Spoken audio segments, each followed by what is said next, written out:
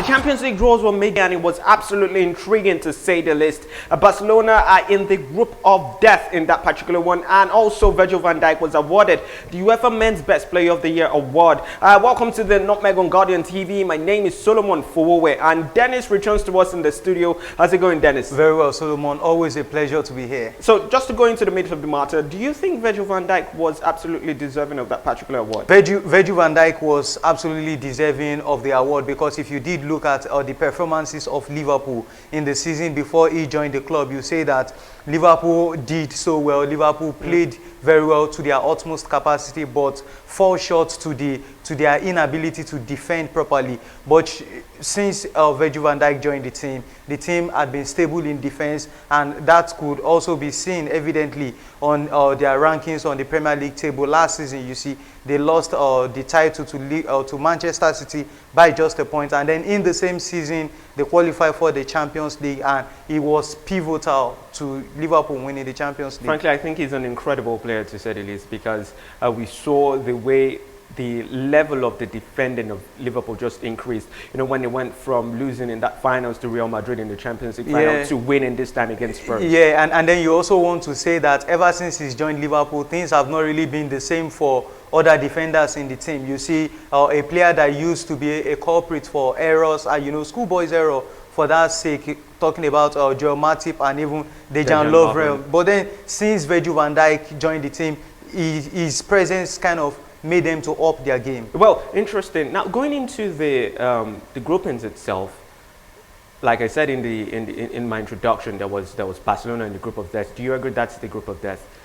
Certainly, it is the group of death, because and then, if I'm not mistaken, that should be group F. Yeah. And then, you know, it has Barcelona, it has Inter Milan, and it has Slavia Prague. It has Inter Milan and Slavia Prague. And maybe you want to say Slavia Prague will be the whooping boys of the group, but believe you me, the first three guys on that group list, you know, have what it takes to qualify for the next round. I think it's going to be a surreal battle between the three main teams in that particular group. Obviously, Slavia Prague, they might be the whooping boys in that, but I expect them to also punch above their weight in this one.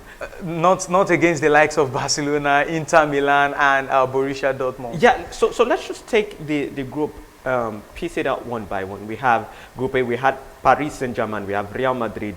We have Club Brugge and Galatasaray. Who do you see leaving that group, first and second? I see the first and second. That's Real Madrid and Paris Saint-Germain. You know, so as not to undermine the qualities of Paris Saint-Germain, even though they are still in between the battle of keeping or letting Neymar leave the team. And then you also look at the injury woes of Kylian Mbappe and then Edison Cavani. You know, hopefully this team, whether or with or without these guys that we have mentioned, I believe PSG has enough Arsenal in their ranks, to push through. Just to be much more specific, we're looking at the PSG 4 years ago.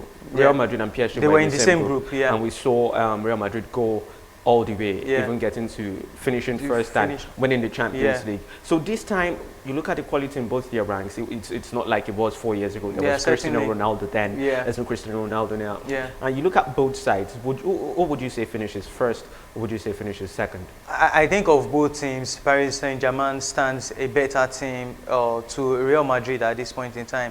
Because if you look at, the season had just started, and then you look at Real Madrid's preseason performance and also the way they've really conducted themselves this season, you want to say that Paris Saint-Germain is a better team of Real Madrid, because Real Madrid right now, we know that the team is just trying to put itself in order since the return of Zinedine Zidane. Yeah, okay, they're trying to do that, but I also believe that a whole lot depends on Neymar. It feels so much to say that Neymar can be the person that holds the way that group shapes up, because if he leaves Paris Saint-Germain, you could say that it is a huge drop in quality for the amount of players in PSG, and if he remains there, that's another ball game entirely. At a time 4 years ago when they were in the same group, Neymar was not with the team, and then the team did well. They were still clinching their domestic titles. So I think in this context, Neymar might actually be inconsequential because, you know, the battle of trying to keep him or letting him go alone is enough distraction for the team. And then if he's off the team, fine, it will have its own consequences, and if he is with the team, he is a major boost for the team. Okay, just going into Group B, you have Bayern Munich, you have Tottenham, you have Olympiacos and Red Star Belgrade. You know, with all the uncertainty that goes into Spurs with the Eriksen situation, his contract situation, do you think Spurs have it in them to usurp Bayern Munich? That's even assuming Bayern already have it together in this particular one. You know, when you talk about the UEFA Champions League group stage, it is not necessarily about usurping one team or the other. The first aim and objective of every team that makes it out to the group stage is to get qualification into the round of 16, and, you know, obviously top their group in order to avoid a tougher opposition in the round of 16 stages. But talking about Tottenham, I think the team would have a major test in their hand this season, you know, even outside the UEFA Champions League. But talking about the UEFA Champions League, they've got player contracts to sort out. They've got a whole lot of things to sort out in-house. And then if you've listened to their coach Mauricio Pochettino recently, you know, he's always had a talks with, you know, how the team has grown big and then not so big in terms of structure. But then I just look to hope that, you know, they sort out all of these in-house crises, and certainly they will be qualifying out of this group alongside Bayern Munich. Okay, alongside Bayern Munich. Who takes one, who takes two? Bayern Munich top, Tottenham second. Okay, what's that one player that you think holds the major, that could affect the way this particular group looks like? A major player? Yeah. I won't really talk of a major player because it's a combination of so many things, because you don't want to undermine the qualities in the ranks of Bayern Munich. You know, you talk about Robert Lewandowski, you know, and then do not forget that they've also done major businesses in the transfer window. In their midfield right now, they have Philippe Coutinho. And then if you talk about Tottenham, for me, the most important player in Tottenham team right now, which is arguable, is Heung-min Son. Because if you did reflect to last season's Champions League, you know that at the quarter-final stages, Harry Kane was injured, and, you know, and then Heung-min Son took the team on his shoulder, you know, up until the final where they lost to Liverpool. Okay, so that means you're counting out Olympiacos and Red Star Belgrade. There wouldn't be causing any problems for those two sides. Olympiacos should be going to the Europa League. Well, they've got Matthew Valbuena. In Group C, you have Manchester City, Shakhtar Donetsk, Dynamo Zagreb, and Atalanta. Interestingly, I love the way Atalanta play. I like that they are there. They've worked so hard for them to get into this position. You know, steadily in the Serie A, they've done so well for them to get to this position. But now they're in the same group with Manchester City, Shakhtar Donetsk, Dynamo Zagreb. Do you see them clinching that second point, seeing that Manchester City are the favourites in this group? It is quite debatable, because if you look at the UEFA Champions League in recent years, we've always seen that there is always a new team that tries to upset the established teams in this competition. And then, believe you me, I have no doubt in my mind that Atlanta can actually be the team to, you know, give other teams in that group a run for their money, you know, even including Manchester City. But take nothing away from Pep Guardiola's led side. I feel it is Man City first in that group and every other team second. Well, definitely, Shakhtar Donetsk wouldn't be causing too many problems for Manchester City. Looking at last season was a huge whooping for them. Yeah. In Group 3, you have Juventus, you have Atletico Madrid, you have Leverkusen and Lokomotiv Moscow. How do you see that group shaping up, seeing that there are two superpowers in that place? I think last season there was also Juventus and Atletico. Yeah, that was in the quarterfinal. So that was in the round of 16. That was in the round of 16. So how do you see that group shaping up, seeing that there's Cristiano Ronaldo, who seems to be the nemesis of Atletico Madrid? Oh, yeah, and then, you know, after the draws were made, and then he made another statement, and, you know, he said Madrid is a city he loves so much. You know, he played there for about 9 years, and then he also acknowledged the fact that it is always a very tough test for you to go down to the Wanda Metropolitan Stadium. And then he also did acknowledge that it is always a battle between him and whatsoever defenders he meets there. And then in the same way this season, I do not expect anything of sort of a difference, knowing that, you know, we have always talked about how Atletico Madrid would actually push very hard, you know, this season, domestically and also in the European front. So in the same way, I do not expect to see an upset in this group. An upset in the sense that I do not expect to see that Juventus and Atletico Madrid do not make it out of this group. I think the question now is who finishes first, who finishes second? Finishing first for me, I think Atletico Madrid. Whoa, interesting. Well, you see that both sides are going through a certain phase of change. You see Mauricio Sarri just coming into the Juventus side, and they have a slightly overbloated squad with a whole lot of squad members that are qualitative.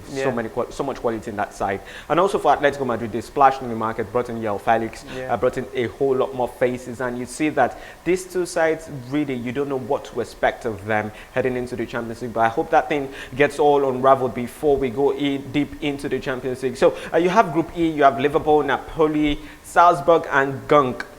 We see that Liverpool, they won the Champions League, they're defending champions, and it seems as if this is a very easy group for them. Napoli, Salzburg, and Genk. Call it a easy group again, you know, all over again. Liverpool, the defending champions, and do not forget that they are not just defending champions, they were also finalists in the season before the season they won it. So if you want to sing praises of Liverpool, even going as far as the final of this UEFA Champions League season, I think it is deserved of them. And then at the end of the group stages, I see Liverpool still coming top of this group, you know, coming top seamlessly and effortlessly. Okay, now to the group of death. Barcelona, Borussia Dortmund, Inter Milan, and Slavia Prague. How does it shape up? Who goes up? Who goes to the UEFA Europa League and who drops out? It shapes up very difficultly, and then this is a group that I think will keep each and every one of us on our seats up until the last match of the group. Because you look at Barcelona, historically, Barcelona is a big team. You look at Borussia Dortmund, there are no pushovers. You look at Inter Milan are also winners of this UEFA Champions League, you know, except for a few seasons that they did not make it down here. But on their return, do not forget that the team have, you know, been going through, you know, some sort of resurgence or some sort of restructuring. You know, now they have Antonio Conte as their coach, and then they have Lukaku. They've kind of recruited very well too. And you know, I see this group, you know, turning out not just to be the group of death, you know, even the group that flows blood in it. Well, so you're looking at this sort of side, and you see that I think last season it was pretty much the same issue that they had. It was Barcelona, it was Spurs, it was Inter Milan and PSV. And we saw Inter Milan not make the first two spots. Do you think under Antonio Conte they will be contesting a whole lot better than they did the last time, saying that it's Borussia Dortmund this time and it's not Spurs? Man, it is a tough one to call, because Inter Milan, we've not really seen so much of them this season, you know, except for their opening fixture in the Serie, which they won by 4-0. So it would actually be a lot to look out for in this team, and see how they, you know, they progress gradually, going match by match, knowing that, you know, it's a whole lot of new faces in the team. So quickly, and then they're just trying to... Sorry to cut you. So quickly, if you're to call it, who do you think finishes first, second, third, or fourth? I think first will be Barcelona. So Solomon, I'll just talk about the first and the last. So No, you have to call this.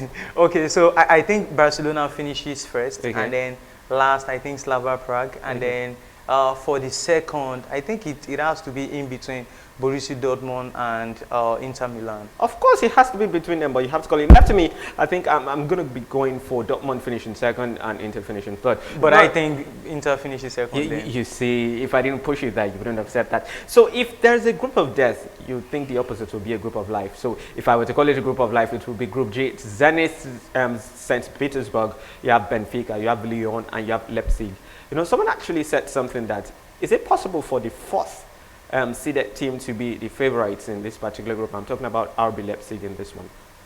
So you have Zenit, Benfica, Lyon, Leipzig. How does it shape up?